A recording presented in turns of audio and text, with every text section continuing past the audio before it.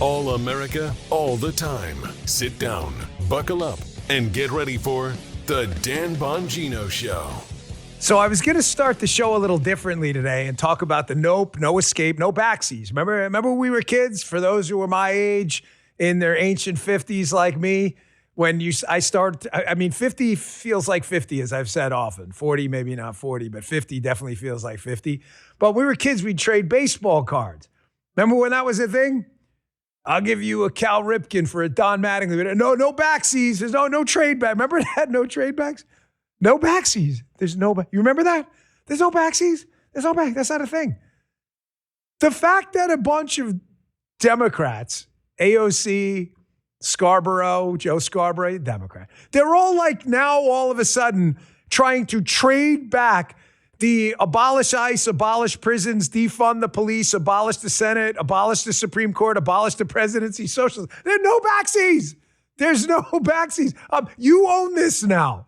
Your guys went out and campaigned with the October 7 rapes don't matter guy. There's no backsies. You went out and campaigned with the guy talking about how he doesn't give a damn about black voters and talking about lynchings. What? Surprised emoji face, dude? Oh yeah, we got receipts. We always got receipts. No, there's no backsies.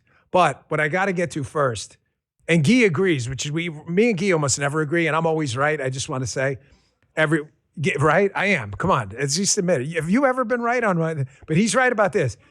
This story about the security threat to President Trump in Turkey and the Air Force One transfer to, there's nobody better to give you some perspective on this than this guy.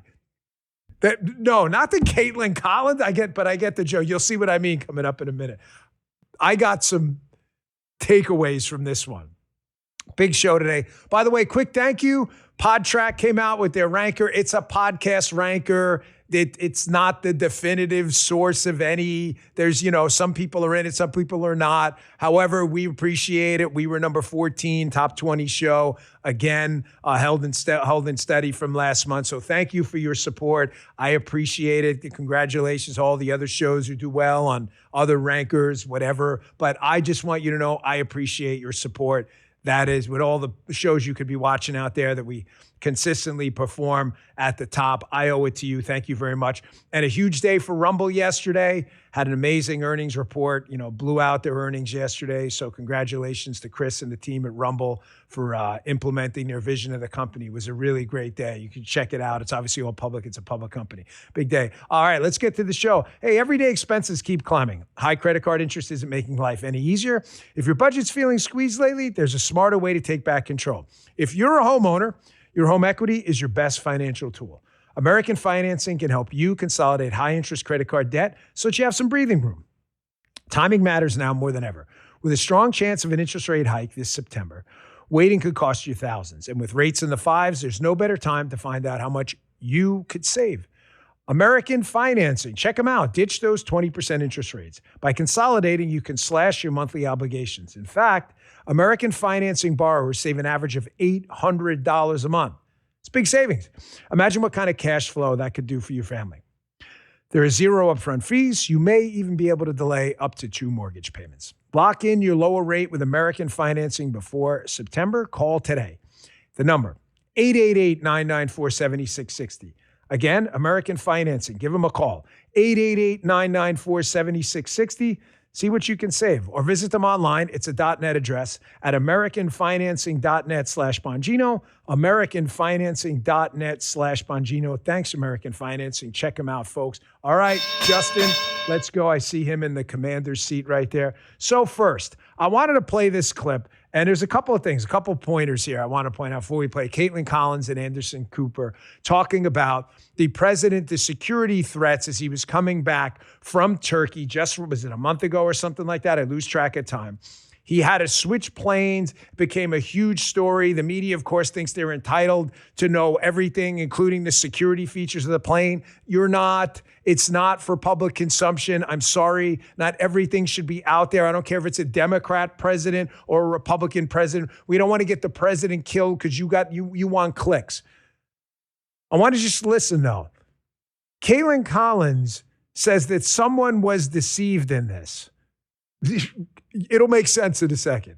Play the cut. You'll see what I mean. Check this out. Now, the Post is reporting that the threat was so severe, there was a second switch onto a third plane. The president was not on this plane at all. Instead, according to the Post, even as members of the press were boarding from the rear door, the president, who we just showed you climbing the front steps, was leaving the plane, leaving on one of these. Quoting now from the Post, he was secretly shuttled minutes later to a smaller plane, an Air Force C-32A, via an airport catering truck. As the president had said recently, there are many enemies of America who have their sights on him, and we use every tool at our disposal to address those threats. Is there any precedent for this kind of deception? I mean, it's remarkable because even when the president goes to war zones before, which, Trump himself has done, the reporters who are traveling with him are sworn to secrecy, but they know where they're going. But what this speaks to is one, the seriousness of the threat that they got when it came to this Iranian threat against the president's life. And two, the levels that they were willing to go to put the president in a catering truck and to deceive the reporters who were on board and even some White House staff, according to the Post, who thought the president was on board that plane.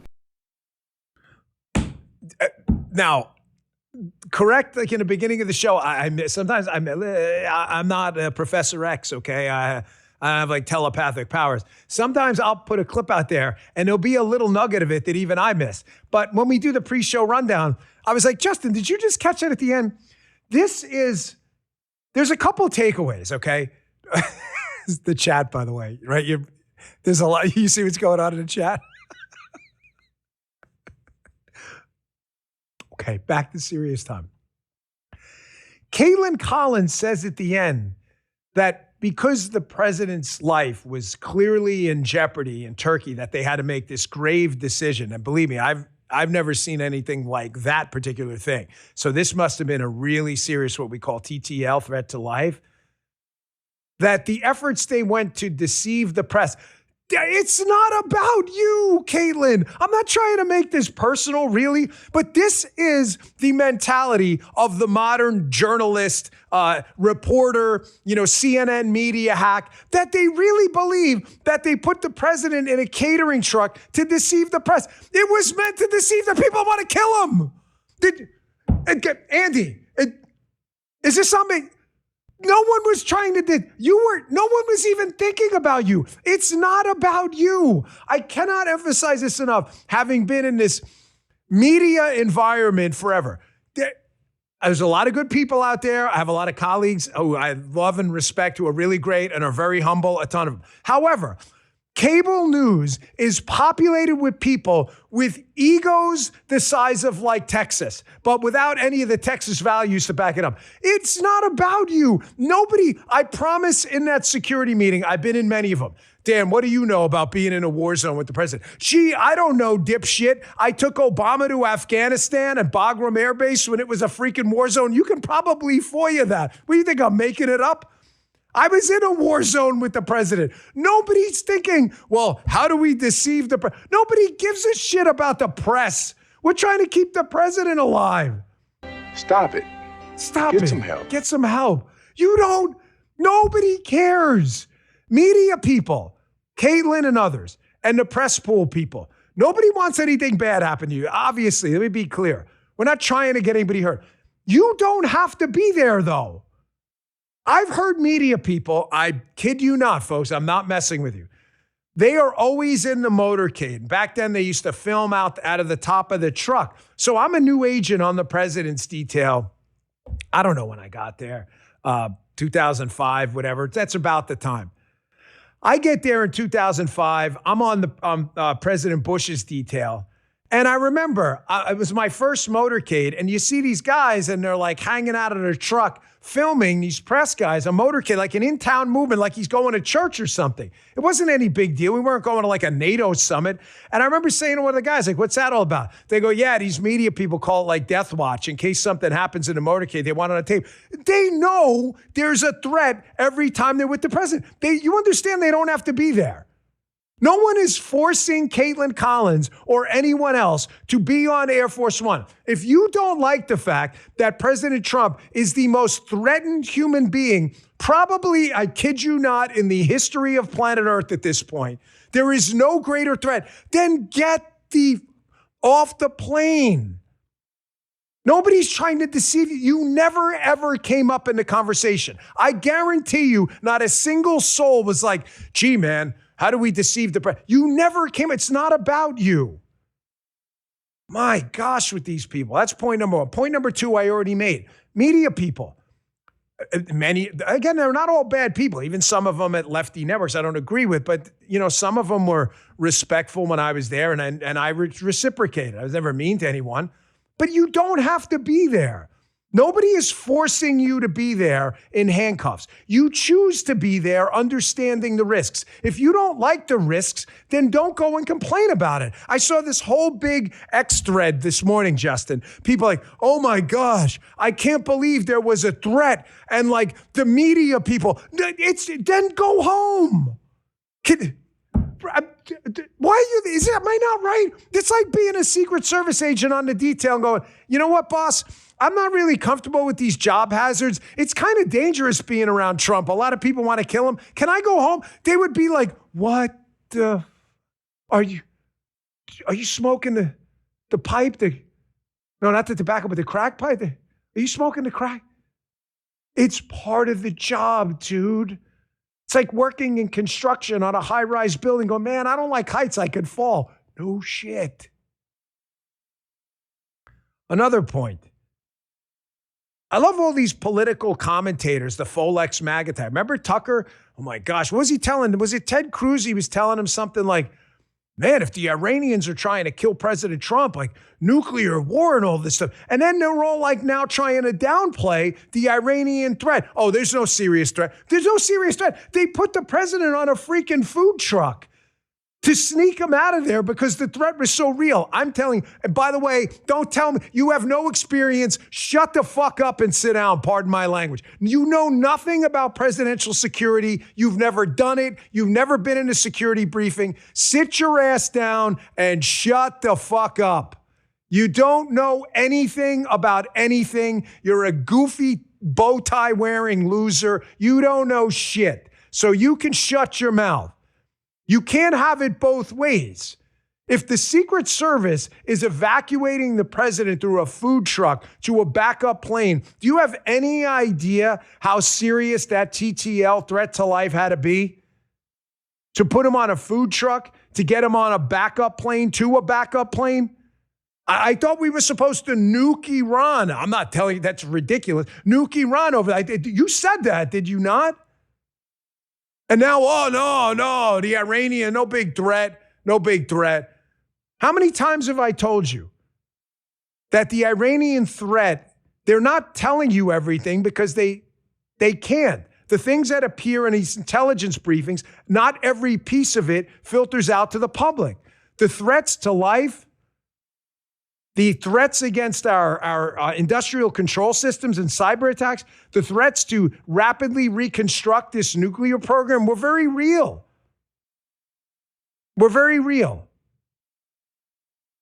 They want it both ways.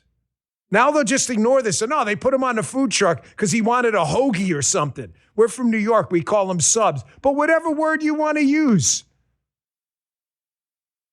Heroes. Yeah, New York's hero, I should say. I'm subs. I've been in Florida too long. The pub subs in my brain right now. My New York is leaving by the day, except for the cussing. I know. You are a generation removed. So there are my three takeaways. The Iranian threats to life, to American citizens, are very real. So severe, I'm telling you, I've never seen anything like that. There's one accurate thing she says. She doesn't really know, but she's guessing, Caitlin Collins. When Anderson Cooper says, is there any precedent for this? She's like, well, I never heard one. I have to tell you, I haven't either. We've done a lot of things. I remember a couple, tricks we pulled when I wasn't on the First Lady's detail, but when I was on Obama's detail, some things they did with Michelle Obama so she could move around. There was a lot of deception involved. There were some times we would do shell games in motorcades and things. I've never seen anything this dramatic, ever. But then Caitlin Collins line, like the lengths they went to deceive the press. Just again, it's not about you. Nobody cares about you guys. Okay, we don't want you to get hurt, but you choose to be there. You don't like being there. Don't show up. That's not an option for the staff, the WAMO, the White House Military Office. That's not an option for WACA, the White House Communication Agency. You probably don't even know what this stuff is if you're, a commentator out there. You have no idea. You just kind of chime off like everyone should respect your opinion as if it has any value. You have the right to have one. It doesn't mean it means shit. I hope that helps. Does that help, you think? Gee, is that why I should have started off that way? That's why Guy wanted me to start with this story. Apollonia 88 in the chat. I grew up in Connecticut. We call them grinders. Whoa, be careful with that one. I never heard that either. That could go in a lot of different directions. I'm just be careful. I'm just saying. Yeah, we did. Heroes is right. All right, getting back to what I want to start the show with, though. There's no backsies, folks. There's no backsies. We are not letting the left turn away from the fact that they have been out there campaigning on the craziest stuff I have ever seen in my, 30 years following politics. No way.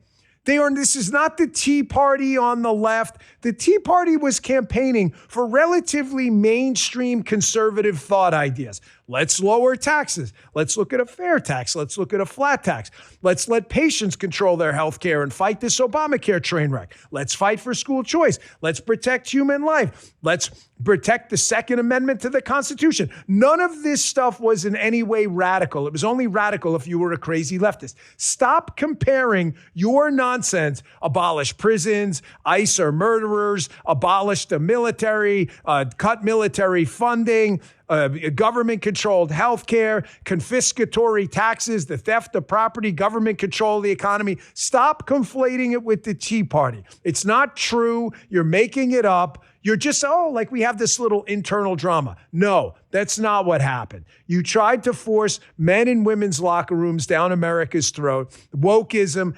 DEI, no merit. People should be picked on skin color. We should all hate the Jews and the evangelicals and the Protestants. These are not mainstream ideas in a sane populace. They're not, okay? Stop comparing the two. And we're not letting you walk it back. You don't just get to say, hey, we campaigned with a guy who said that October 7th rapes don't bother him and go, hey, my bad. Is that what, did the kids even still say that? I don't know. I'm not like hip to kid lingo anymore. Did they, my bad, so sad. No backsies. No back. We already traded. The trade's done. You already traded your integrity and morals for power. You are not trading back. Here's what I mean. That's why the title of today's show is no escape. There's no escaping this. We are going to force you to look in the mirror and tell the truth. Hat tip the great Maze Moore. Here's AOC, who now she's going to run for president, folks. She's going to run for president. I don't want to say flag it in the chat because I can't get in her head. And she may change her mind as she does more public appearances and gets humiliated because she really is dumb, like she doesn't know anything. You ever see her in a public appearance asked any serious question? She doesn't know anything. People are going to flag the chat anyway. Of course. I'm just saying there's a 55% chance she runs for president. Watch her evolution as she realizes over these clips that identity politics and DEI and wokeism, how she now is trying to walk away from it, suggesting, woke one probably wasn't a good idea. She was woke one. Hat tip Maze Moore for this. Check this out. It's a place of privilege to be woken up to this. If you never knew this was an issue before, and now you're realizing it now, there's a huge privilege in that. We're having a hearing right now, and it's about that the federal government is too woke. This is what this whole term woke means. Or diversity and inclusion so that the people who work in our federal workforce are actually in proportion to the people that live in this country. Woke one was crazy. Woke one was crazy. No, there are no trade backs. There's a Pearl Jam song. They're all lefties now, but I loved Pearl Jam growing up. They're huge lefties, Eddie Vedder and them. But I love Pearl Jam. There's that song, at some point you trade magic for fact and there's no trade backs. She's trading the magic of DEI. And by magic, I don't mean that in a qualitatively good way.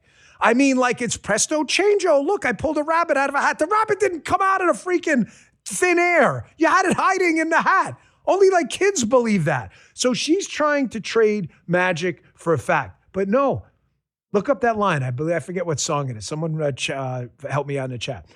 Trade magic for fact. There's no trade backs. We are not letting you do this trade back now. You force this stuff into the American circulatory system, the arteries and veins, and we're not allowing you to just walk away and pretend it didn't happen. No. I have nothing to walk away from the Tea Party. I'm proud of what we did. I ran for office in that Tea Party movement. Tell me. Don't tell me. I actually put my name on a ballot. I'm proud of that. Low taxes, the Second Amendment, the right to life. Nobody's even attempting to run away from that. Why are you running away from yours? Because you traded magic for fact. You're watching a movie on the screen. Now you know everybody realizes BS because the acting's so bad. And you all want to pretend you're not the executive producer. No. And I'm sorry, but Joe Scarborough doesn't get a pass either. This guy's been a Democrat for Republican, whatever. He spouts off Democrat crap, all kinds of talking points. Now he's starting to realize, along with the MSNOW crew, they're starting to realize that these ideas poll really bad. Shocker. Fellas, I'm really stunned. Abolishing prisons, property confiscation, abolishing the Senate, packing the Supreme Court, sticking kids in crappy government schools with no school choice, taking away people's health care plans they like. I'm really stunned this poll's at like negative 47%. I'm stunned. Here's my shock face. Dan, that looks like your normal face. That's because it is. Here's Scarborough now like, hey man, we got a problem. And everybody was like celebrating. Well, finally they're waking up. Finally, Scarborough's not a stupid guy, okay? You don't think he knew months ago that this was a problem? He should have been talking about this years ago when AOC first burst on the scene with Bernie Sanders, like screaming like this. Watch this. Oh, you have to just turn a blind eye to people saying that women getting raped on October 7th didn't matter. This is about the Democrats, once again, fumbling the football on the 2-yard line when they have a chance to make great gains, but being so woke to call out the obvious.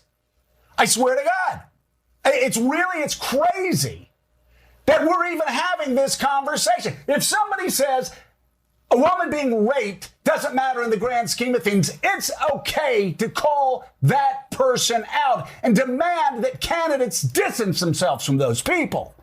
If you want to rule, over a party and win elections.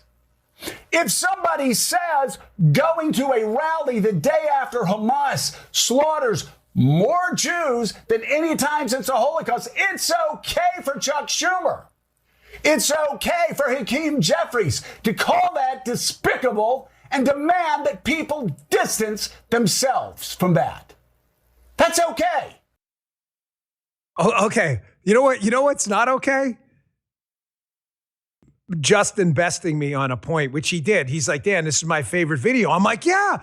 We were chatting while I was playing because I've seen it. I'm like, me too, man. I can't believe like Scarborough, I'm sure he said some of these things before, to be fair, but never with this kind of passion as if he didn't see this coming. If he was a dumb guy, I'd understand. I'm like, he's like, no, that's not what I like about him. I'm like, what do you like about it? He goes, look at the guest. The guest doesn't know what to do. Justin's video of the day. The guest is sitting there, and I don't know what this guy's like, if he agrees with a lot of this stuff or disagrees, but he's just sitting there like, am I supposed to say something? Like he's got this, I've been on cable news when a host is going off. Look at him. The guest, look at the face. Look at the face. Check him out.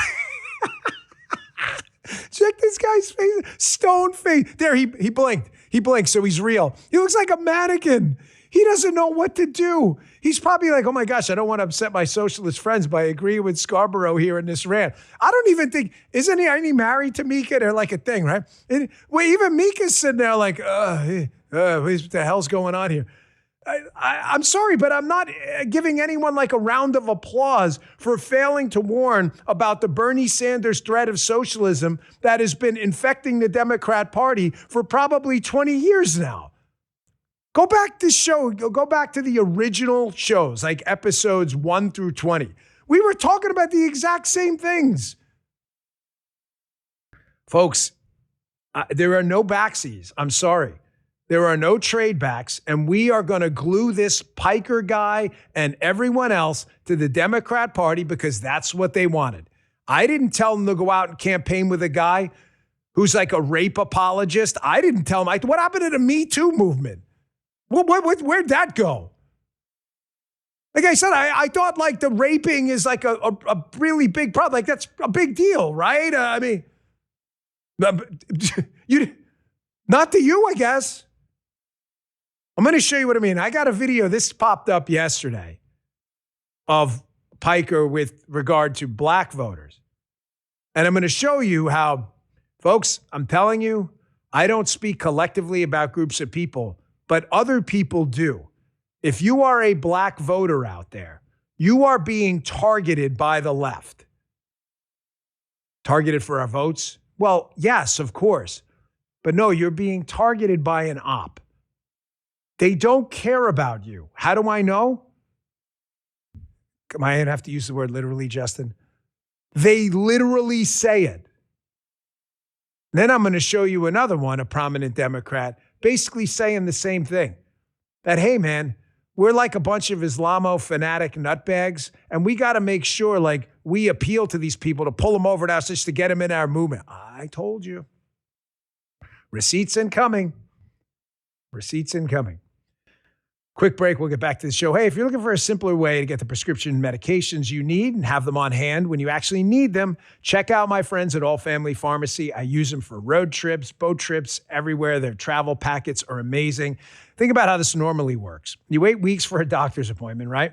Then you make another trip to the pharmacy. You hope everything's ready. All Family Pharmacy brings the entire process together in one place. Their website is really easy to use. You find what you're looking for. You complete a secure medical form. A licensed physician reviews the request, and if appropriate, writes the prescription. Then the pharmacy ships it directly to your door. I can't beat it. I use NAD Plus from All Family Pharmacy. I love it. They don't just carry everyday maintenance medications. They also offer GLP-1 options, peptides, and more than 400 medications to choose from. Check them out today. Go to allfamilypharmacy.com/Bongino. Use my code Bongino10 to save 10% on your order, or call 561-717-6794 and speak with a real representative from their office. That's allfamilypharmacy.com/Bongino, code Bongino10, or call 561-717-6794. Prescription required. Always consult a medical professional before taking any medication. This is not medical advice. Thank you, by the way, for scrolling. We got My Patriot Supply coming up next. Folks, my eyes are getting really bad. When I tell you I'm like a rotting bag of meat, I'm not kidding. For the first time ever on the prompter, today's show, they had to blow up the text. I kid you not. That's how bad my eyes are getting. Thank you, All Family Pharmacy. Today's show also brought to you by preparewithdan.com, My Patriot Supply. Here's something you don't see every day. A chance to win a bundle of premium preparedness gear valued at almost $600. Look, a more self-reliant America is built by people like you and me. It starts with people who take responsibility and prepare before the emergency comes and we're tested. That's the idea behind My Patriot Supply's Road to Preparedness Challenge. It's bringing together Americans who believe strong families should be independent, capable, and ready. Go today to preparewithdan.com, enter for a chance to win, and become part of the mission. Every participant has a chance to win a family of 4 starter pack covering food, water, power, and heat. Includes a 1-week food supply for 4, personal water filters, solar rechargeable backup power, and off-grid cooking essentials. Enter the challenge today by going to preparewithdan.com. One family receives the prize, but every participant strengthens the mission. This is your chance to be independent. Be prepared. Be ready. Join the road to preparedness at the challenge now. Go to preparewithdan.com. That's preparewithdan.com. No purchase necessary. Sweepstakes starts 12 a.m. Mountain Time, August 10th, 2026, and ends 12 p.m. Mountain Time, August 23rd, 2026. Must be 18 years old and reside in the U.S. Void where prohibited. For official rules, visit mypatriotsupply.com/pages/sweepstakes. Sponsored by My Patriot Supply. Thank you, My Patriot Supply. Okay. I know, man. Thank you, chat. I know you guys, folks in the chat, you're part of my family. I've been with you guys for 10 years, a lot of you. Well, our guest coming up later, Patriot Dad, is a Patriot Dad. You heard of this guy on X? He's fantastic. He's been a P1 forever, too. I love you all. I do. I say it all the time. I said it on Twitter this morning when the PodTrack rankings came out. You have no idea. Everything good in my life comes from God first and you second. It does. Well, family second, obviously, but you get my point. I consider you part of my bigger family. I love you guys. You're the best. Okay, back to the show. There's no escaping. I'm not letting them escape this. You chose to campaign with this guy. So I'm talking to you, black voters out there. Why? Why would you talk to a black voters out there? Because I've been warning you for a long time that the Democrats don't care about you. I'm really sorry. Again, I'm not telling you like the Republicans are some elixir and panacea for all of your problems. We've screwed up stuff too. There's no doubt about it. I get that. I'm just telling you the cause of most of your problems in the black community. The cause of most of your problems. That, by the way, are in the white community too. But you'll see why this is important now. Whether it's schooling problems, poor schools, whether it's if you or maybe you don't do, but if you live in a high crime area, a poor economy, these are the Democrats doing this. There is no largely majority black community anywhere that's led exclusively by Republicans. No, they're all led by Democrats who are screwing you over. They're using you for power. They don't care about you. They will send your kid to the crappiest schools in the country on a whim just because they can. They don't care about you. Here's Hassan Piker. Why do I keep playing this guy? Because they trotting this guy out on the campaign trail. They love him. The same party that claims to be a big advocate for black civil liberties, civil rights, black empowerment. Really? I want you to listen to this guy, again, ladies and gentlemen, in his own words, how he really feels about you, the black voter out there. Check this out. Fuck what black people care about. Oh, black people care about this. Black people care about that. Like, shut the fuck up. That's not how politics works. Oh, well, Hassan, how dare you? Like it or not, black people care about this issue. It's like, it's such a fucking stupid stance. Any other black folk want to engage in radical activist language in this fucking chat? Suck my Yes, dude. It's because I'm racist. That's why. It's because I'm racist, dude. Go back to a better time when lynchings were happening. This is what I like as a black man. Are you always doing too much with black people? Leave them alone. I want to go back to lynching. Like, I get it, but relax. Man, shut the up, okay? God damn. You got me, okay? You got me because I'm a racist person. That's just his words, guys. Ladies, that's just his words. I want you to understand nobody... Just like nobody forces the media onto Air Force One or in the motorcade knowing there's a danger, nobody forced prominent Democrat candidates for Congress and the United States Senate, not for dog catcher, to go and campaign with this guy. Nobody. They did it because why? Producer Jim, we haven't done this for a while. Because they wanted to. Because they love him. Again, black voters out there, I am not telling you like, the Republicans are going to solve every one of your problems tomorrow, that we haven't had issues with knuckleheads too. We just went through a whole primary process, kicking knuckleheads out of our movement who were professing some of the same bullshit about different racial and religious groups. We are trying desperately to clean this mess up. Not only are they not trying to clean this mess up on the left, they're bringing the mess in the sandbox. They're taking a dump in their own sandbox. Yeah, Hassan, come on in. Black vote. We don't give a shit about black vote. Lynchings? What?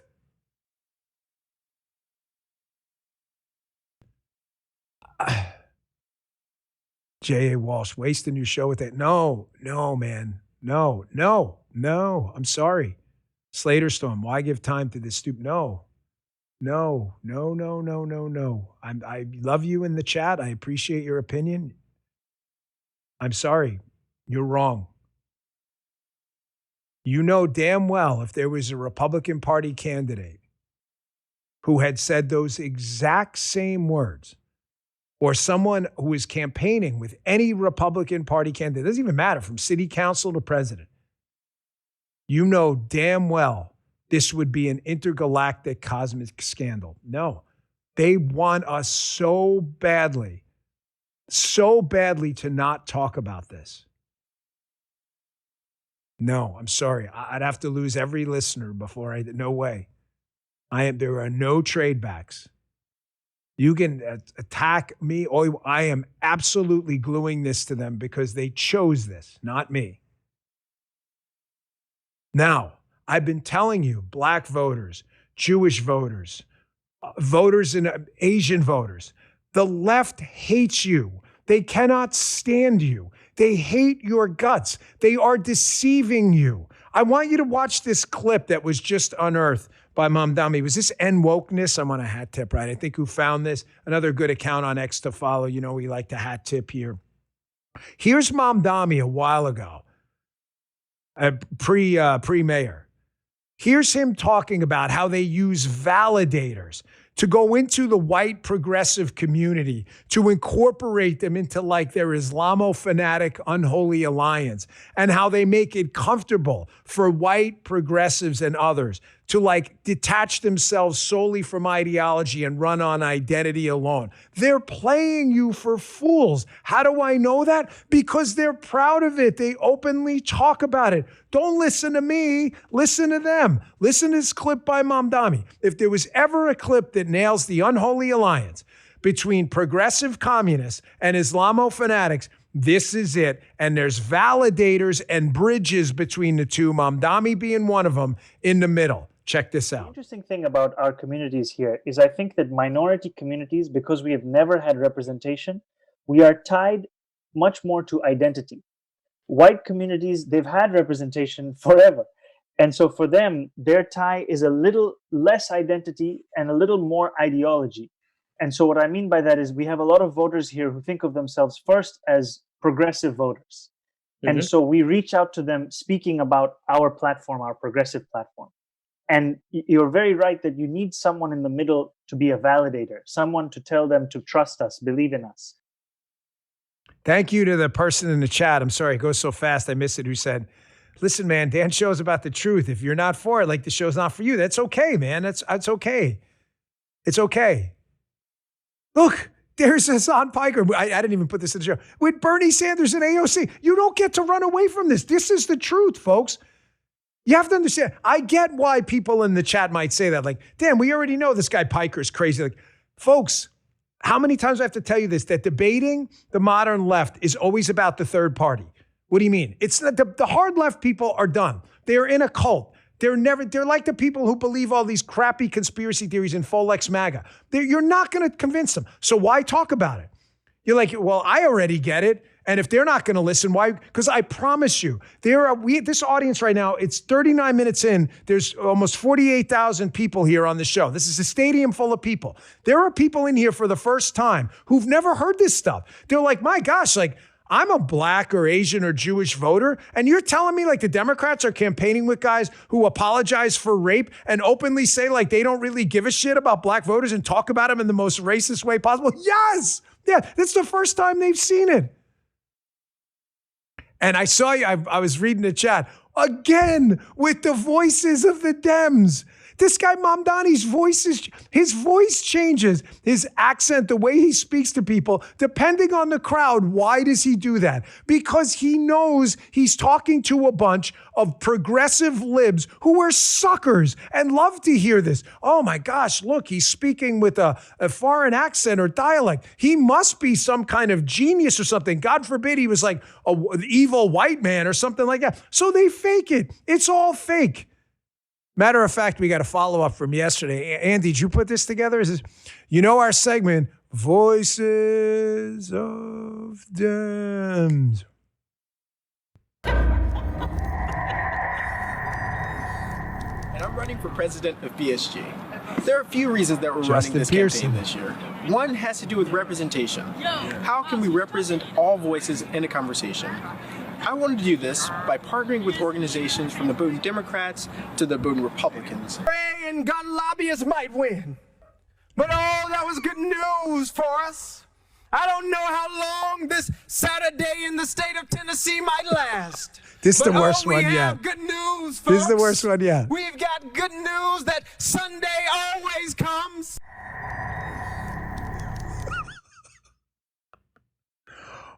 Muttley's in the chat. See, I do change my voice for Muttley's in the chat.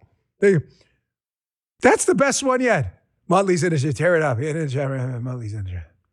That's the best one yet. That's the same guy. Why do they do that? Why do they do that? Because they're hustlers. They're gamers. They're scammers. That's it. That's a lot of Mutleys. Tear it up. Melt that chat down with the Mutleys. Melt it down. Burn that chat to the ground. That's who these people are. To black voters out there. You notice how this guy Pearson and Mamdani, they openly admit they're trying to recruit you into this identity politics thing and divorce you from any sound ideology you may be subscribed to. That they're just playing you. Do you want to get played? The Republican Party message, for the good ones, not the bad ones, is the same for everybody. The right to defend yourself, the right to life, free, fair economy, relatively low taxes, controlled spending. It's the same message. We don't speak differently to black audiences about a black message and a white message. Why do you allow this to happen, man? And not only that, they lie to you about replacement theory stuff too. Oh my gosh, those evil Republicans and replacement theory.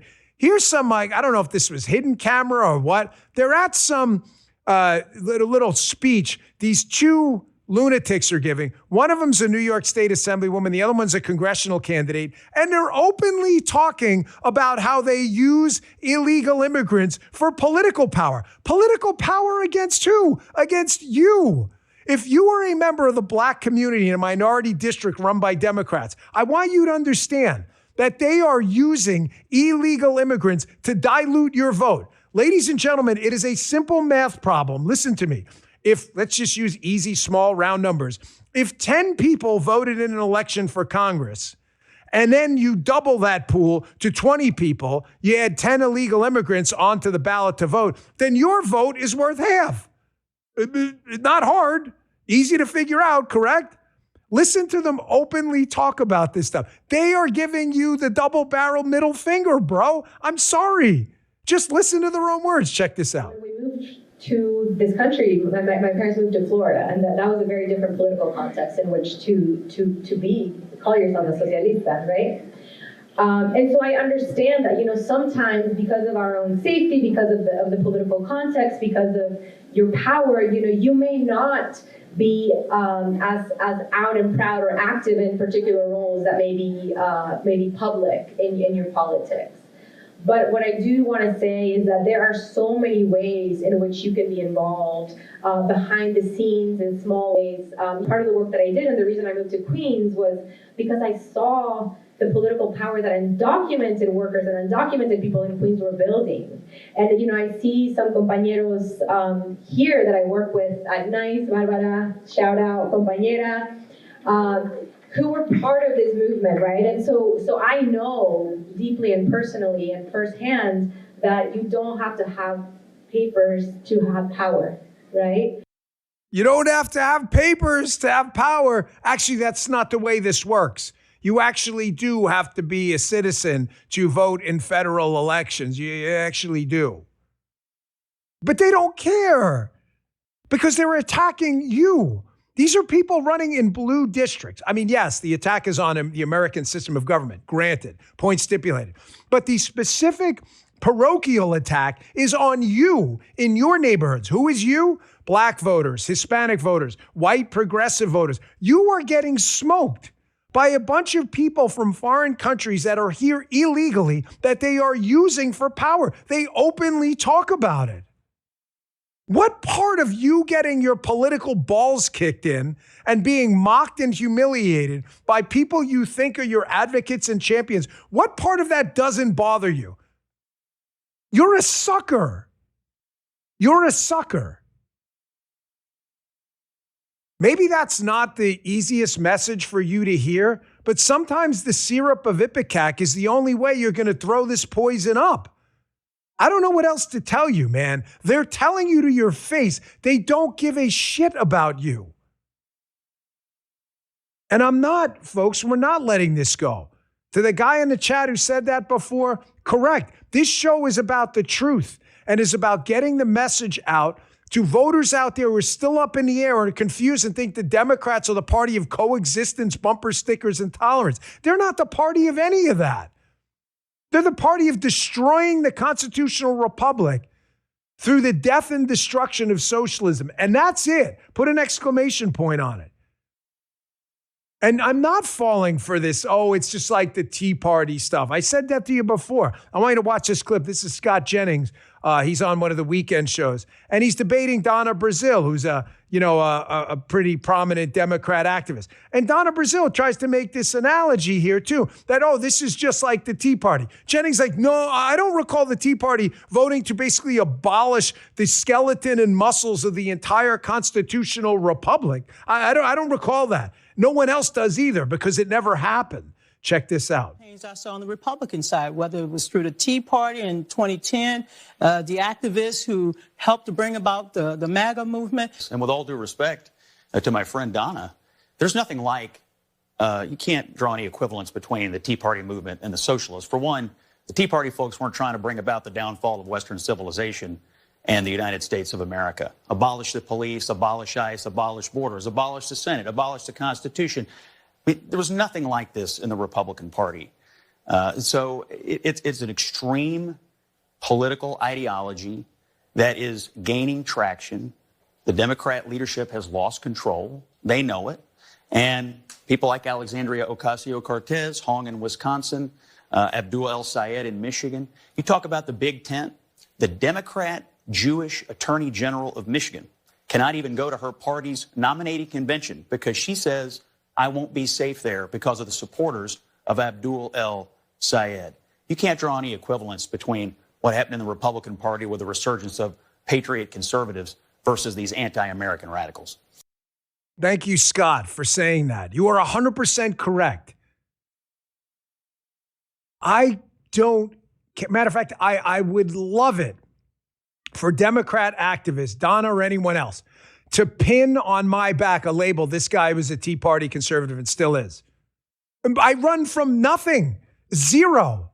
I am proud of every single thing I campaigned on and everything that movement represented to this day, period. Why are you guys trying to divorce yourself if it's the same thing? No Tea Party conservative I know is divorcing themselves from that movement. Why are you guys? Why is AOC, woke one? No, why? Because you know you lied to people. You know everything you said was BS because you simply wanted power. And ladies and gentlemen, a lot of these people on the left are starting to realize that the people who have empowered themselves in this Democrat socialist movement are idiots. No, I mean like actual morons. They are idiots. This lady, you may have seen this on cable news yesterday. I'm going to use a different clip because, if you see it on cable news all day, you don't need to see it here, okay? This lady, what's her name? Megan Rome or something? She is the DSA co-chair, Democrat Socialists of America. This is a very prominent person in their movement. I want to show you how their only goal is deception and power. That's it. They don't have any policy position. Sure they do. They don't care about any of that, folks. They're saying whatever needs to be said to get power. And if they have to abolish the Senate, they will. If they can use the Senate to take power, they'll love the Senate tomorrow. They don't know anything. Their only goal is power. I need you to understand that. I know this sounds crazy. They will flip on a dime, just like AOC, do the taquilla, and lie to you about anything. If it polls better tomorrow that they shouldn't abolish the Senate, but expand the Senate to 7,000 members, they'll say that tomorrow too. They don't stand for anything, only power. Listen to this numbnuts as David Remnick from The New Yorker, who's no conservative at all, by the way, starts asking a simple question about like Russia and Ukraine. And this absolute imbecile says like Russia is a hyper-capitalist account. Russia? Vladimir, hyper-capitalist? She actually said that. And she's like, I don't recall any diplomacy with Ukraine. Really? I don't either. I never saw that. There was none. This actually happened. This is how stupid these people are. Check this out. I do not believe in pouring U.S. money, military weapons into anything. We don't think it makes it better anywhere. But obviously Russia is this oligarchic dictatorship, which is hyper-capitalist and Putin is this crazy right-wing oligarch, of course he is going to make horrific human life-ending decisions. Well, this is precisely why those countries wanted to be in NATO. Yes, but why aren't we doing any amount of actual diplomacy? Why aren't we doing any amount of sending actual human beings to talk to human beings and figure out what? I don't understand what kind of there's been all kinds of diplomacy, however failed, since the beginning of the invasion. We shouldn't send weapons to the Ukrainians. No. So just allow Russia to overrun Ukraine entirely. We should be sending huge teams of diplomats. We should be figuring out how to negotiate, how to get Russia off Ukraine's back. Yeah, absolutely. So Russia would get off of Ukraine's back by us sending diplomats. I don't think that there is adequate negotiation. I don't think that there has been anywhere near adequate diplomacy. I love that you ended with Remnick's face. Remnick's confused. Like, is this woman an idiot? There have been no efforts at diplomacy in the Russia-Ukraine war? Did you miss Donald Trump and Putin, their whole summit? Did you miss Zelensky at the White House multiple times? Did you miss the multiple delegations of U.S. representatives going over to Ukraine? Everyone from, oh my gosh, they actually have video. Justin, God forbid you show receipts. This clearly is AI. President Trump and Putin with Air Force One in the back. That didn't happen. Megan Romer said, oh, look at it. There's Zelensky at the White House in the famous meeting that was only worldwide news. These people are imbeciles. This lady's an idiot. You want to put this lady in charge with Hassan Piker and others, and you want us to walk away from it? Like, they're running with these people. Folks, they don't know anything. They are idiots. Yeah, that's obviously. I love when they say obviously. You know who else does that too? Obviously. They say that as if you're dumb with them. Obviously, there hasn't been enough diplomacy. Did you miss all this? Did you ever read this thing called a newspaper? You can actually read it on your phone, you know. Try anything. The Daily News, the LA Times, the Wall Street Journal, the Boston Globe, anything. Just go put before you answer the question. Was there any diplomacy in Ukraine in ChatGPT? No, none. No one did anything. They just sat on the sidelines. Are you insane? Folks, everything they tell you is stupid, uninformed, ridiculous, and is meant only as a bridge, I use that word intentionally, to sucker you, to get them to give you power so they can F you over hard. Take your money, take your kids, take your property. Remember the activists on that High Tops video, the LGBTQ thing? We got to catch the kids early. Take them at their word. They're not kidding. I saw this video floating around yesterday. This lady trying to defend Mamdani and his government supermarkets in New York City. Government supermarkets? What is this, the Soviet Union? Government supermarkets. She doesn't even know anything about the plan. She's like, yeah, Mamdani's going to be able to sell groceries for cheaper than people who actually sell groceries for a living, but not because there's any taxpayer money involved. He's just like a super genius who figured it out. Really, all the guy did, who debunks this stuff, is goes and pulls the documents and shows this lady's just an idiot. Check this out. I don't understand how Mamdani can afford to sell groceries at 30% less if most grocery stores operate at a 1% to 2% profit. You said it yourself. You don't understand. First, it's not hard to understand how Mamdani is going to sell groceries at a 30% discount. They're just going to use the city's money to subsidize the groceries. There's nothing that says the costs of these groceries are going to be fueled by your tax dollars. If you're saying that, you're just making it up. Well, let's just look at the official published documentation for program operators. It says that New York City Economic Development Corporation, in collaboration with the city, will deploy various resources to make the partnership successful and financially sustainable for grocery store operators.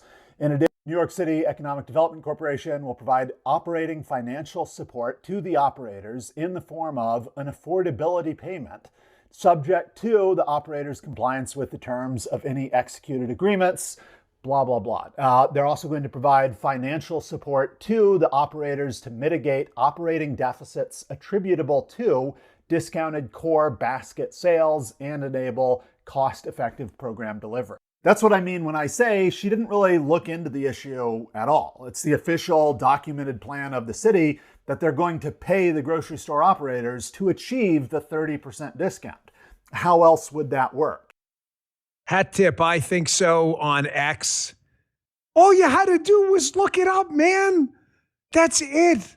I know sometimes it's painful for people to have this awakening moment, like Clockwork Orange style, man, eyes wide open, like, man, I've been lied to. These Democrats are bullshitting me about everything. They're bullshitting me so much. And when you look up the Democrats, the Mamdani administration's own documents, it says the opposite of what this lady's saying. I know it's tough for you to look in the mirror and say, gosh, I'm an idiot. I know that's hard. There's going to be a reckoning there. I understand. I know that's got to be tough for you, but it's got to happen. Because you are, in fact, an idiot. Folks, even the Washington Post is now starting to admit that this whole government stealing people's money, taxing people to death, and spending endless sums over and over, even the Washington Post is starting to admit this is going to result in an apocalypse. When this is appearing in the Washington Post, look at the date, August 10th, 2026, not from 10 years ago. When America's budget will break disastrously, telling you something I've been telling you the entire time. The national debt and the amount of money we're spending that the Democrats want to add to now to spend more is already unsustainable. By 2030, we reach a breaking point where we can no longer pay the bills if something drastic doesn't change. Can you imagine what it's like for the Washington Post to have to admit this? We got a choice coming up. We have a choice in this election. And you know what's happening, I'm finding now? Guess the doomers and the grifters, again, with the demoralization ops on our side, they just can't stop. They don't want you to vote. They want to let the other side take over. You got a freaking death cult in the Massachusetts governor's office. This Governor Healy just signed a bill to allow abortion like up to birth. That's got a name. It's called homicide. Like that actually happened. And we're getting lost about with the nothing is happening, doomers and bullshitters on our side. Are you kidding me? Folks, we got to focus, man. This fight we're involved right now is real. The republic's at stake, man. This isn't like hyperbolic language. Just listen to the people trying to destroy. Put up that tweet. This is real. Look at this. Proudly, look, they all start clapping. Massachusetts Governor Maura Healey signs the bill for abortions up to birth as Democrats celebrate. Hat tip Life News HQ on X. They're all clapping. This is great. We get to murder children. This is the death cult.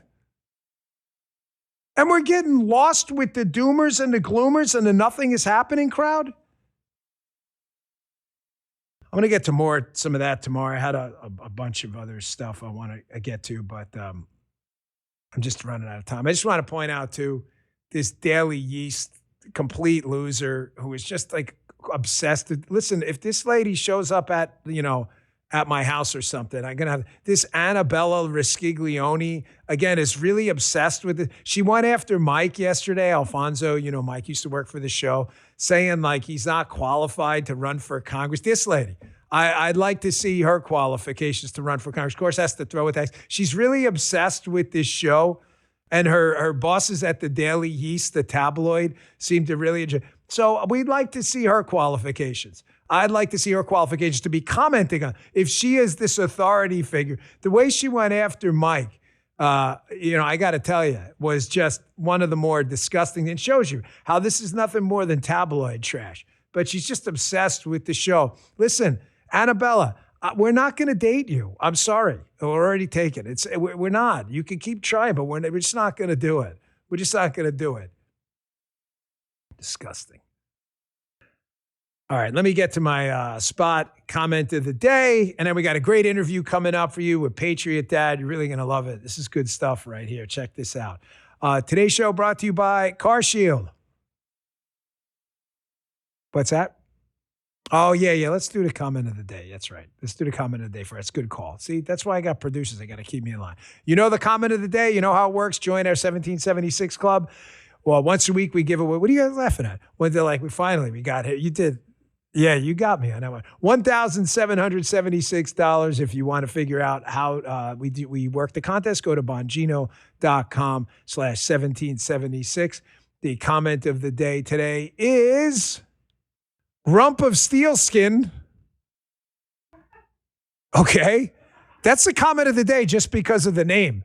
And the guy, right? You don't even forget about the Caitlin would find a conspiracy in her breakfast cereals prize. You are correct. I think Caitlin's with a K, but don't worry, we don't check spelling. Rump of steel skin. You are the comment of the day. Bongino.com/1776. All right, our last spot, and then we'll get to our guest. You're really going to love them. Hey, I had that moment before the check engine light pops on, and suddenly you know what happens. You're doing all this math in your head. What's this going to cost? How am I going to get it to the shop? Pain in the butt. Screws up your whole schedule. It's never at a convenient time when you have car problems. And these days, car repairs, they're not getting any cheaper. Everything's electronic now. That's the one reason I really like CarShield. They help protect hardworking Americans with 24/7 roadside assistance, courtesy towing, and rental car options, so you're not left stranded when something goes wrong. And you could choose your own ASE-certified mechanic and have the work done by someone you trust. With inflation driving up the cost of just about everything, one unexpected breakdown can wreck your monthly budget. CarShield offers flexible month-to-month plans and low deductibles to keep repair costs predictable. Real independence means not being trapped on the side of the highway waiting for a tow truck you can't afford. CarShield gives you total freedom with 24/7 roadside assistance and covered repairs paid directly to the shop. Our listeners love CarShield. Check them out. Right now, CarShield is offering our listeners 20% off with the code Bongino at carshield.com/Bongino. Check them out today. Get rid of those unexpected car repair costs. Visit carshield.com/Bongino to lock in your coverage today and protect yourself from expensive car repairs. Again, go to carshield.com/Bongino and use code Bongino for 20% off.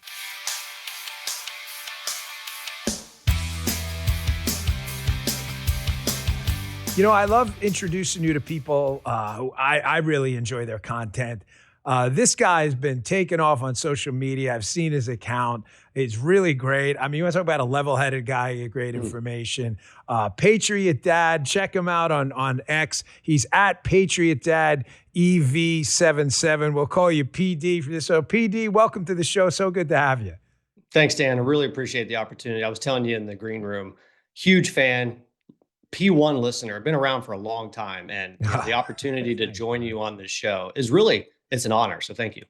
No, listen, thank you, man. I mean, listen, people gave me a shot, and I just feel an obligation. If it's really not about you, which it is not, then it's an obligation for people like us to pass that, mantle and pass that torch on to other people as well. If people are getting out a good message, it's got to be about the message, and you can't make yourself the focal point of it. I think that's a huge mistake. It's not a zero-sum game. Yeah, content-wise, people have a podcast shelf, and there's only a few they're going to listen to, but that doesn't prevent you from following the account on X and watching 5 minutes of this and 5 minutes of that. So I really enjoy your stuff. I find you to be so level-headed in this environment. And when I say this environment, this is kind of my first question. Yeah. I saw this a lot. I had left for a year, obviously went into the FBI and had to be very circumspect in what I would put out. It's not about you anymore. I was working for the administration. I did very few media appearances. I think it was 4 or 5. That was it in the year I'd been gone.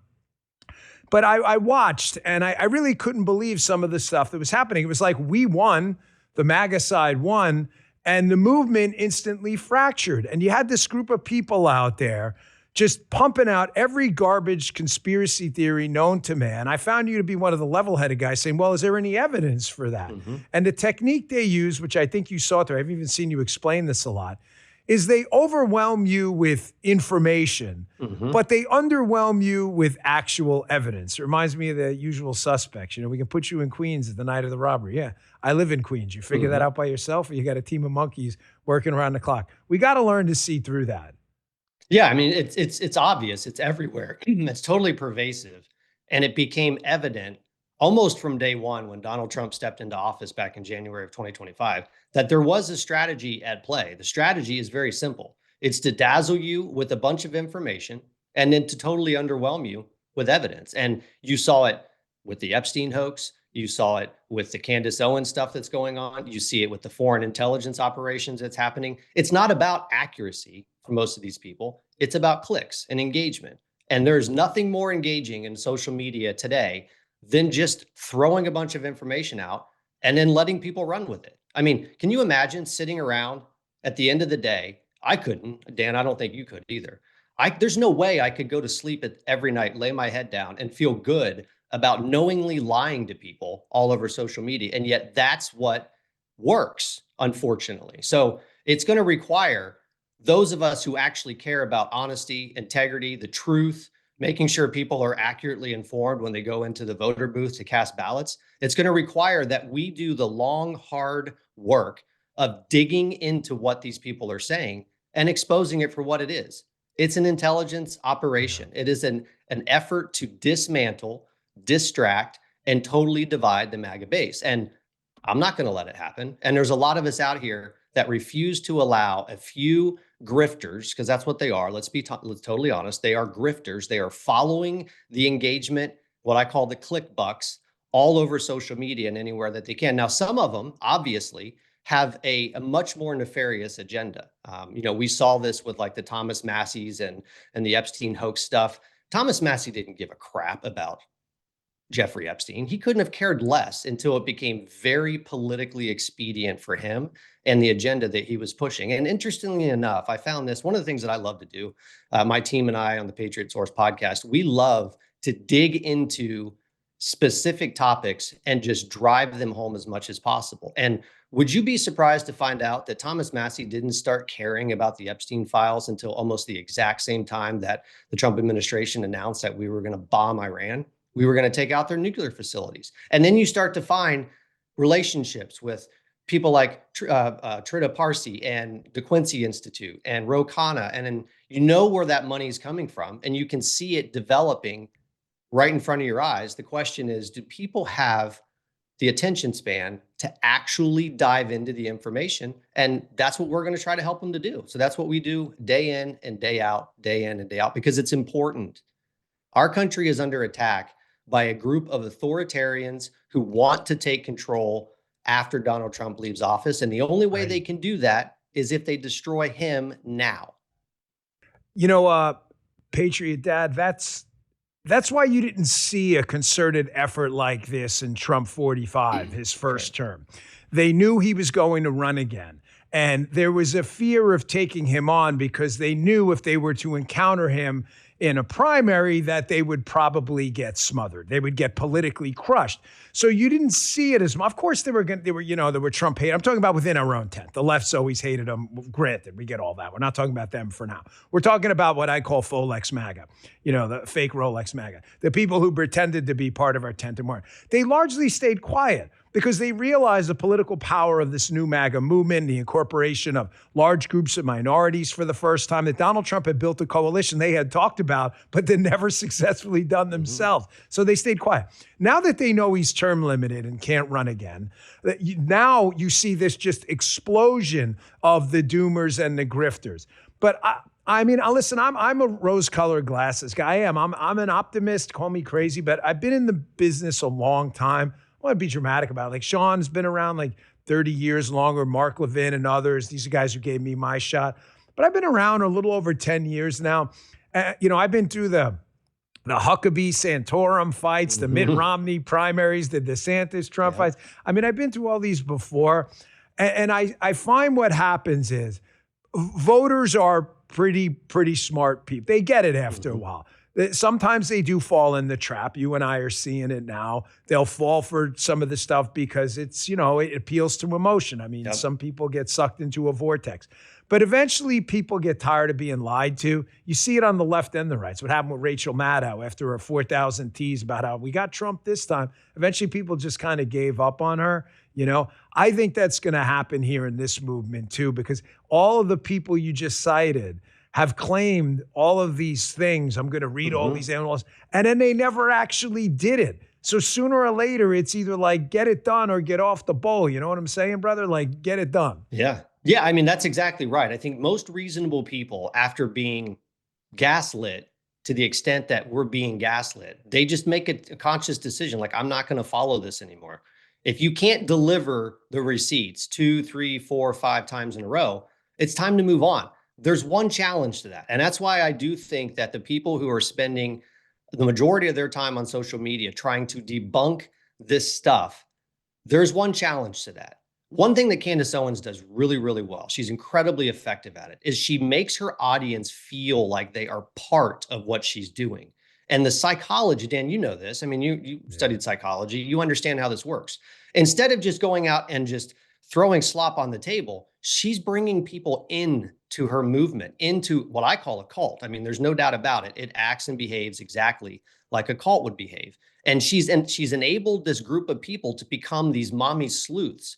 And now everything that she says, they now become advocates for because they feel like they're connected to it. But the problem is most people aren't. So when they see things like I just saw just yesterday, she just posted a photograph of someone that appears to be Tyler Robinson walking through a garage that was shown at the evidentiary hearing. And it is obvious to anybody paying attention that the photograph that was shown was clearly manipulated. And yet you still have people on social media who will die on the hill that because she posted it, it's got to be real. Those are people who are invested in what she's doing. But that's not going to last for long. You're going to have maybe a handful of these people who are making money hand over fist doing this. You're going to have some of the 9 a.m. Mommy Wino Club people who wake up and that's all they do all day. But people understand that we have really important things to deal with in this country. We have an economy that is getting ready to explode because of what Donald Trump is doing in the economy. We have this existential threat happening in America, where communist and socialist, really what I've started to consider the politics of confiscation, has decided that now is the time to make their move to try to take over the Democrat Party, just take it out. I mean, that they think that this is the perfect opportunity for it. So it's going to take reasonable minded people willing to say, we're not going to be distracted by this. We can engage in it. We can communicate on it. We can debunk things when they come up. But we've got an election to win, folks. There's a midterm coming up in just a couple of months. And we have very real issues we're going to have to deal with. And most of us are just going to put Candace Owens in the rearview mirror at this point, because honestly, she's just wasting time. Give our buddy Patriot Dad a follow on X at Patriot Dad EV77. It's worth your time. You just kind of nailed home a point I'm very concerned about. The doomer grifter strategy, again, in Folex Mag, is very clear. It's constantly tell people nothing's happening, ignore the closed border, the crime numbers, the just explosion in the manufacturing index, the onshoring again of high quality. You got electricians making $250K a year working at some of these cloud computing data centers we're putting together. Listen, I'm not a huge fan of tariffs, but there's a lot of money's been generated from tariffs that could potentially be used to offset income taxes and more damaging forms of taxes. So there are a lot of things going on. Saying nothing is happening. Now it's fair to say I don't like what's happening. I don't agree, but it's totally fair. You have your right to an opinion like I do. But to say nothing is happening is just nonsense. It's just indicative of your own ignorance or your ability to lie to people. I think the biggest problem I have with this whole thing is what you just said, though. The fight we're having now with the Democrats is not the fight we had with the Bill Clinton Democrats. Not a fan of Bill Clinton, but the guy gave a speech saying the era of big government is over. You say that now, you'd be tarred and feathered in the Democrat Party. We're fighting people now talking about abolishing prisons, defunding the police, talking about how rapes don't bother them on October 7th, how we deserve 9/11. They're campaigning with this guy. I mean, these are not milquetoast policy positions. These are positions that if these kind of people and their associates are to get into office, you're talking about the actual destruction of the republic as we know it, and we're getting distracted by dooming and grifting and just straight up lying. Nothing is happening. It's just crap. Yeah, I mean, it is very clearly the destruction of the Western civilization. That's their stated objective. That's the goal. And you can see it in just about every policy position that they present. You can see it when they talk about things like abolishing the Senate. There is zero constitutional method by which you can abolish the Senate. As a matter of fact, the Senate is the only institution that, according to the Constitution, cannot be abolished. You can change it, but Article 5 of the Constitution very clearly lays out that the state is guaranteed its suffrage in Congress, which means that you cannot abolish the Senate. The only way that you could possibly do that is for full-scale revolution. It's the elimination of the Constitution of the United States. That's it. There's no other mechanism. And the fact that they are boldly communicating that that's what they want to do should tell you everything about who these people are. And the fact that they think the time is now for them to make their move should also tell you the condition of the adversary, the Democrat Party. They feel like they have the perfect opportunity to take over the entire Democrat Party so that they can own a political party and then drive their message. Folks, this is an existential threat. Candace Owens, what's happening in social media is incredibly important. But when you go out and look to try to find out what exactly these people are planning to do to this country, I came across an article that was written not too long ago, and it was effectively what was it? I think it was Project 2028. I think it was. I can't remember the name off the top of my head, but it was an article written by 2 DSA members, and they talk about what they plan to do when DSA gets into office in 2028. And it is full-on revolution.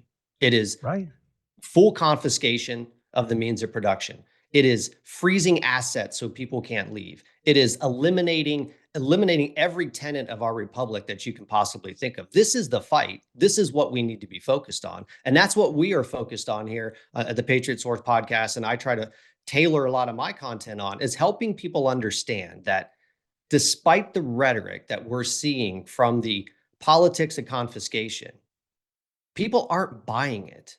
I mean, have you looked at what makes up the Democrat Socialists of America? Less than 5% of their membership are people who actually build things, people who are actually helping to grow this economy. Blue collar workers, skilled tradesmen are the ones who are watching their incomes increase $4,000 or $5,000 over the last year. They're the ones who are, in fact, becoming entrepreneurs and are taking those skilled trades and they're turning them into businesses. They are largely the means of production in the country. It is those skilled people who are building the data centers, who are building the cloud computing, who are literally building the manufacturing base that Donald Trump is revitalizing through the American system of political economy. These are the people that are going to be the targets of the politics of confiscation. And I think they're smart enough to realize that when communists and socialists talk about confiscating the means of production, they're talking about confiscating your means of production, not some obscure billionaire who's got most of his money in commodities and assets somewhere. They're talking about the plumber, the engineer. They're talking about the electrician, the people who put skin in the game, went out, opened a business, and are now thriving in an economy that is basically we are effectively using the same process that was used to build the country after the revolution, the same process that was used to rebuild it after the Civil War. It's the process that McKinley used, that Lincoln used to rebuild, revitalize the middle class. And I think when people see what the politics of confiscation promises, they realize that it will never be successful, because the American system of political economy that Donald Trump is amplifying is the only thing that actually works to rebuild the middle class. And that's the reason why when people ask me, has Donald Trump ever done anything wrong that you disagree with? I'm like, yeah, sure. Totally. I mean, there's a lot of things about Donald Trump that I don't necessarily align with 100%. I mean, I am a born again, spirit-filled Christian. And sometimes he says things that, let's be honest, kind of make me feel a little weird, but I agree in his agenda. And I agree in the results that I've seen, and I understand where he's going. And if the Republican Party can find it somehow within themselves to recognize that the only way that this republic survives is if we focus on rebuilding this country from the ground up, not destroying it through the politics of confiscation and socialism and communism. Yeah, and listen, they're not hiding it. I mean, if you want to know what the Democrat socialist agenda is, just ask them. I mean, they'll tell you. It's not like anything you just said, the Patriot Dad made up. Abolish the Senate, abolish ICE. Like, just go put that in Twitter in the search bar and you'll see it. And you also said something else I think is really important. You know, if you think, oh, well, you know, I'm middle class and I'm safe from this. Abdul El-Sayed, the socialist candidate in Michigan who just won a major party Senate nomination, just openly said, like, no, we're basically going to tax the middle class too to take away your health care, to give it to the government to control your health. Like, he just admitted it. It's but this is what the point I wanted to make on this too, is like, one of the reasons I'm so bothered, and the thing if I had to triage my concerns right now, it is the incorporation into Folex MAGA of leftist victimhood. This idea that some collective group of people, not an individual, but a collective group of people must have done this thing to you that led to this position you're in. The Jews have done it. The evangelicals have become a target lately. Protestants. I am neither of those things. I'm Catholic, and I say to people all the time, Patriot Dad, I say, listen, this to me is not about the Jews. It's not. It's about collective guilt. Like, this never goes anywhere but death, destruction, torture. We've had Holocaust, mass exterminations in communist countries. I mean, what historical example do you need me to point out? And the fact that I've seen this same technique leveraged by people pretending to be on our side, where every single problem, like now it's like the Hunter Biden laptop. It's like the Jews that you're like, holy Moses. Like, at what point do we realize, like, this is a leftist technique to get a bunch of people into a corner of like a WWE ring and just like beat the crap out of each other, except it's real. You know, like, you cannot fall for this. This to me is a public threat number one within our own tent. I completely agree. And you're absolutely right. It is a technique. It's a technique that's been borrowed from the radical left, because correct, you can see it work. I mean, you can see it deployed. So you can see when people in social media are using the exact same tactics of the left. And we should not be surprised by this. I mean, folks, you understand that when the Democrat Socialists of America broke off from the International Socialist Organization and then connected themselves directly into the Cuban radicalization networks, they started developing this strategy of, Dan, you're familiar with the guy named Antonio Gramsci, who's kind of sitting in fascist prisons? He developed this framework that helped revolutionaries understand why they were not able to take over the West. And effectively, what he said is, you're not going to be able to destroy a Christian nation until you destroy the culture. And the only way to destroy the culture is to break the cultural hegemony, the thing that makes the country who they are. So you have to go after the collective mindsets, the values that the country collectively believe in, Christian values, moral values, capitalist values. You have to go after those things collectively. You have to go after the relationship between the United States and Israel. Are there things that are going on in Israel that you probably disagree with? Yeah, maybe. Sure. Yeah, but they are one of our best allies. They are one of our best partners in the Middle East. That is a relationship that they have to break. And unfortunately, the people that make up what I have referred to as FAGA, fake ass, gay ass Americans, these people who are black pillars, they understand exactly how to use the same tactics. You have to break the hegemony. And Dan, one thing I'll say, so right after the Charlie Kirk assassination, my team and I were starting to dive into what happened in that event. And one of the things that we came across was a blog post written by an Antifa organization. And in that blog post, they talked about how, in order to break the hegemony of the conservative right, who were basically becoming united because of that event, they were going to use Israel as the wedge to do it. And you should not be surprised to find when people who are obviously operating on behalf of foreign intelligence operations are using the same tactics that people like Antifa were talking about right after Charlie Kirk was assassinated. It's a strategy. It's a tactic. And unfortunately, it's working for some people. But I do think a lot of people are starting to wake up, Dan. I think that they have had enough of being lied to. They've had enough of the propaganda, and they realize that we're at a critical junction in our country's history. It's either going to be authoritarianism or it's going to be rebuilding the middle class and the American economy. You can't do both at the same time, and I think people know that. Yeah, I got to run, but I definitely share your optimism as, again, someone who's just, as a function of time, I've been, in this space for well over a decade. We've been a top performing show thanks to this amazing audience. I love them to death. But we've never we've never let them down with sticking to a true north direction. And I think when you do that, it's cyclical at times. Like, you're going to see this creep up. I've seen it at least 2 or 3 times. There are various collective guilt movements. They surface on the right. You get like some bots in there. There's a lot of real people. It's not all bots, but you get a lot of bots, a lot of foreign money that comes in.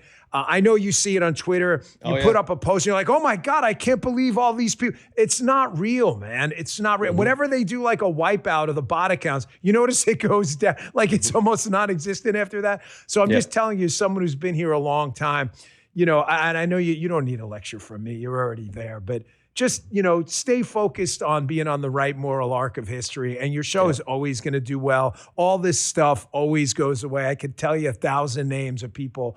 Some of them you'll be like, who the hell's that? And I'll be like, exactly. The person was a big thing 4 or 5 years ago, and now they're complete zeros. You can find them on X at Patriot Dad EV77. I keep pointing because I don't want to mess it up. At Patriot Dad EV77. I wrote it down.